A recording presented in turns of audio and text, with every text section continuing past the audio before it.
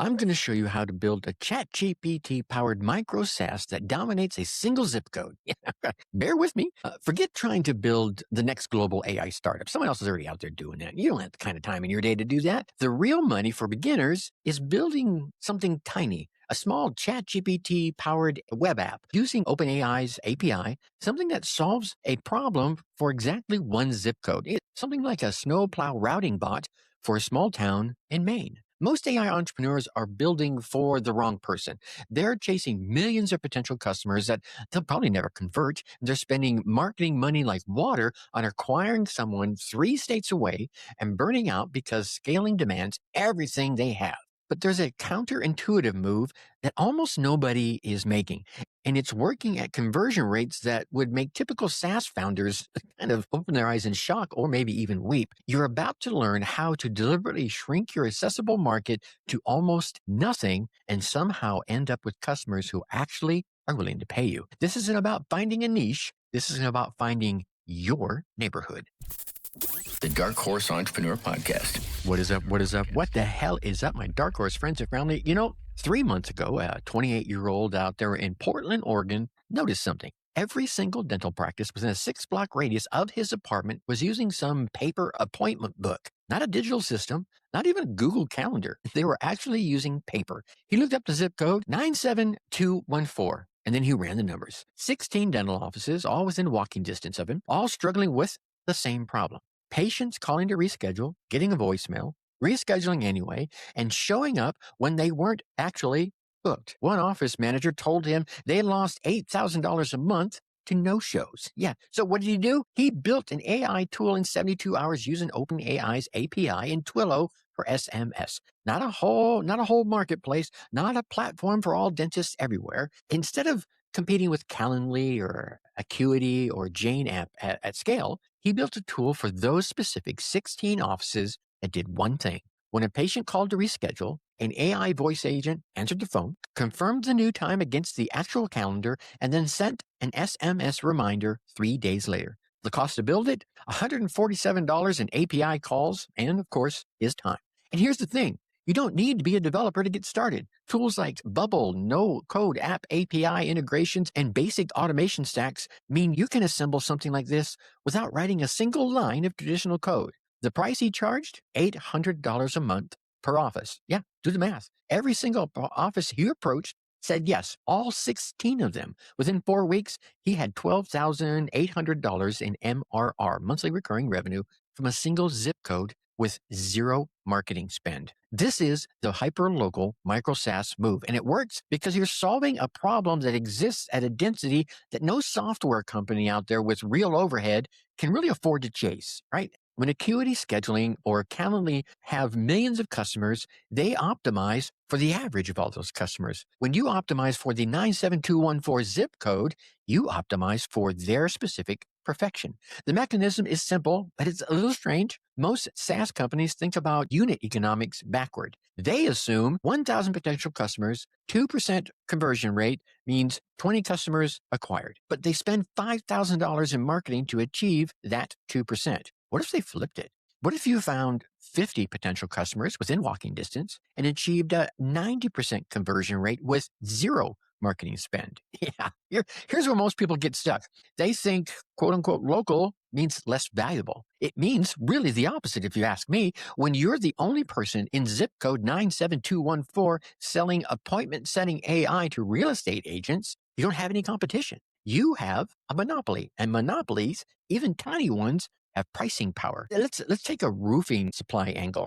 A woman in Austin identified a 5-mile radius where roofing contractors were bidding jobs manually. They'd go out, measure roof slopes with photos, use spreadsheets, losing bids because calculations alone took 48 hours. So she built an AI tool, again, mostly through no-code integrations with the OpenAI API. Now, this AI tool ingested the photo, calculated material needs, and generated a bid, wait for it, in 90 seconds. She didn't sell it nationally. She didn't build for an entire marketplace. She knocked on the doors of 23 roofing companies and said, I'll cut your bid time by 95%.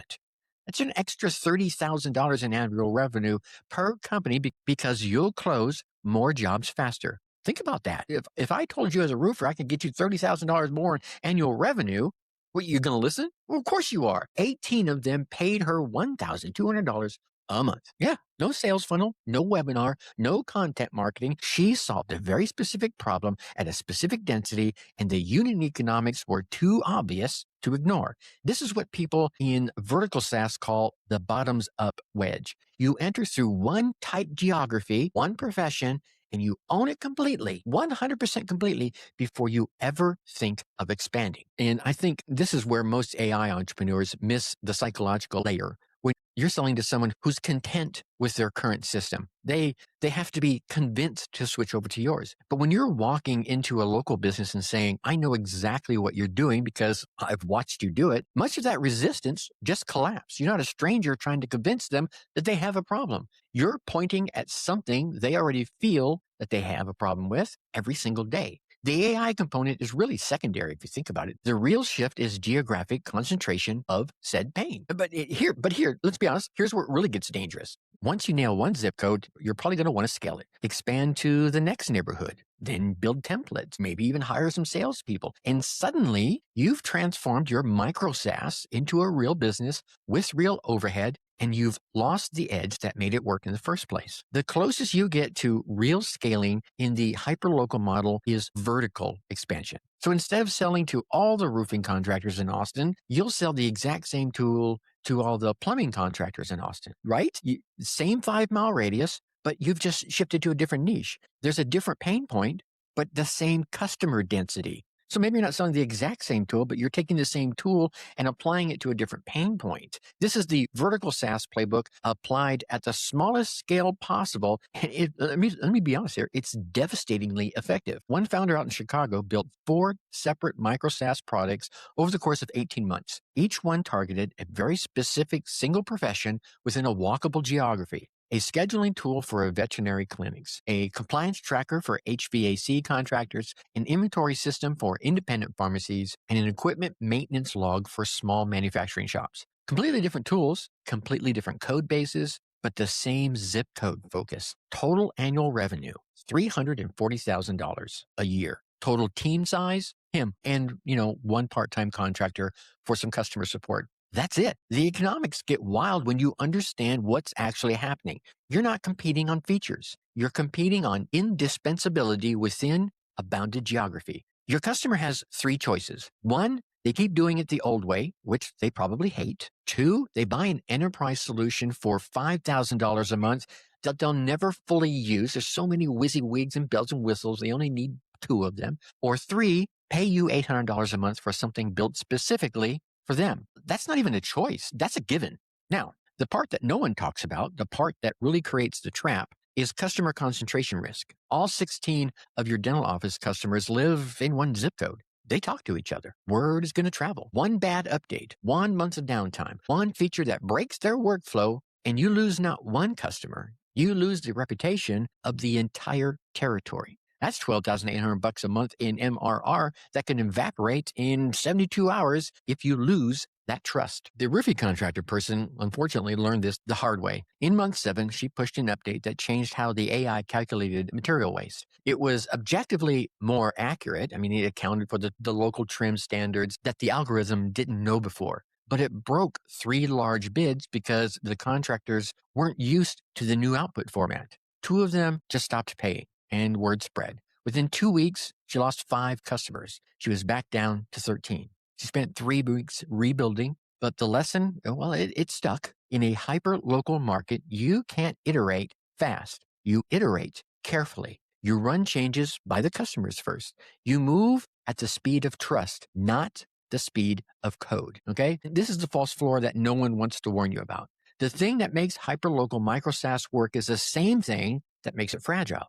You've eliminated competition by eliminating your market size, but you've also eliminated your margin for error. One bad quarter, one customer churn, and you're suddenly looking at a 30% revenue drop instead of a 3% drop. You're dependent on a market size so small that word of mouth is everything, and you really don't have a safety net. So what's the real move, Tracy? Well, the real move is to acknowledge that hyperlocal micro SaaS is a 12 to 24 month play. You build it, You hit 15 to 25 customers in a single zip code. You reach 10,000 to 30,000 a month in MRR, monthly recurring revenue. Then you do one of three things. You get acquired. There are actually local private equity companies or regional software companies looking for plug and play virtual SaaS tools that already have customers and proven MRR.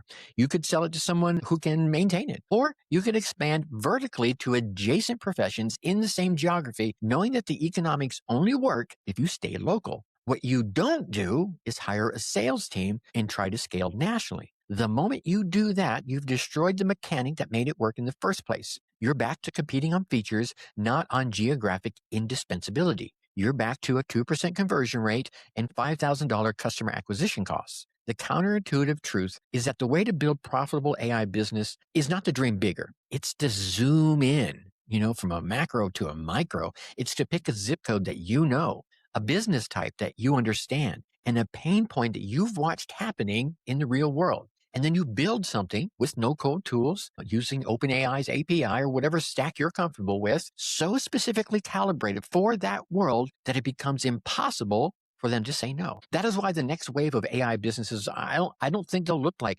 ChatGPT or Perplexity. They'll look like that 28-year-old in Portland with $12,800 a month in MRR and 0 employees. They'll be invisible because they're so hyper local, and they'll be more profitable per dollar of code than anything that's trying to be everything to everyone. The question you're probably sitting with right now isn't whether hyper-local micro-SaaS works, because it clearly does. The question is whether you are willing to zoom in instead of zoom out. Your neighborhood has unsolved problems. They're just too small for anyone else to even give a damn about them. Okay? So now look, if everything I just walked you through, the zip code play, the vertical stacking, and the trust speed lesson that cost a woman 5 customers in 2 weeks, none of that is theory. That's just the kind of stuff that gets buried in a thread somewhere else out there on the interwebs, and it's forgotten by Tuesday. That's exactly why I built the AI Escape Plan newsletter. It's not an inbox full of AI hype. It's your weekly roadmap, practical, tactical AI-powered strategies to start, grow, and streamline your side hustle that actually respects your family time instead of just stealing from it all the time. If you're the kind of entrepreneur and parent who wants to make more money and have more freedom without missing bedtime stories, this, I think, is your front door. Go over to Dark Horse Insider or just check out the link down in the description below so that you can start digging or so that we can start digging together. Okay, so all that said, here's the Whiskered wisdom I want you to walk away with from today's episode. The smaller your world, the bigger your leverage. Everyone out there is trying to build for a planet of strangers. You don't need a planet. You need a zip code. Actually, you could use a subset of a zip code. So here's your action. And I mean today, not someday. Open a map of your neighborhood, your own 5-mile radius. Heck, you can go 7 to 9 miles, but start small. Write down 3 businesses that you drive past every single week that are still running on paper, old spreadsheets, or some sort of duct tape system. I don't want you to create a business plan or a pitch deck. I want you to write down 3 names. Perhaps it's folks that you use repeatedly. Then, and this is step 2, go find the knob. Call one of them. Walk in during a slow hour. Ask the office manager or the owner one simple question. What is the most annoying, repetitive part of your day? The answer they give you is the knob to that doorway. It's the exact friction point that turns strangers into paying customers. The same way paper appointment books turned into $12,800 a month in Portland, Oregon. That list and that conversation is your front door and the knob to open it. You don't have to walk to it today, but you can't dig for gold if you never even find the door to the mine. And you can't find the door if you never ask where the knob is. All right, so let's bring this home. You now know that the real money in AI isn't in chasing the whole world. It's in owning one zip code so completely that no one else can compete with you. You know the mechanics of it. You pick one tight geography, you solve one obvious pain, and you charge what it's worth. And let the word of mouth do the marketing that budgets alone will never be able to compete with. And don't forget, the trap in here too. Move carefully, protect trust, and don't scale it into the ground trying to turn around and be everything to everyone. If this shifted something in you, share it with another entrepreneur who's still chasing big when close is where the real money might be hiding. And do me a favor, would you? Drop me a comment. Tell me your zip code play. Tell me the 3 names on your list and that pain knob that you found. Trust me, I read every single one of these. Who knows? Might be able to help you out. In the meantime, think successfully and take action. Hey, my Dark Horse entrepreneurs, thanks for investing your precious time with us today. I know that between soccer practice and bedtime stories, every single minute counts. And that's exactly why I created the Dark Horse Insider, your weekly dose of digital marketing strategies, all designed specifically for my busy entrepreneurs, especially my busy parent entrepreneurs. If you're ready to turn those small buckets of time into profitable momentum, head on over to darkhorseinsider.com. darkhorseinsider.com and join our free newsletter, because we Dark Horses do not just run the race, we change how the race is won. Until next time, think successfully and take action. darkhorseinsider.com.